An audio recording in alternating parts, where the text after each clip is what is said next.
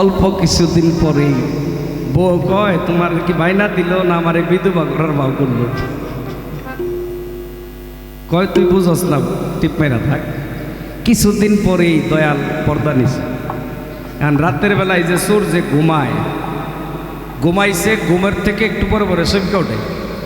চোরের বউ কয়, কি চমকে ওঠো কে লিগা? কয়, বুঝস না, এই পিসাব তো মারা গেছে।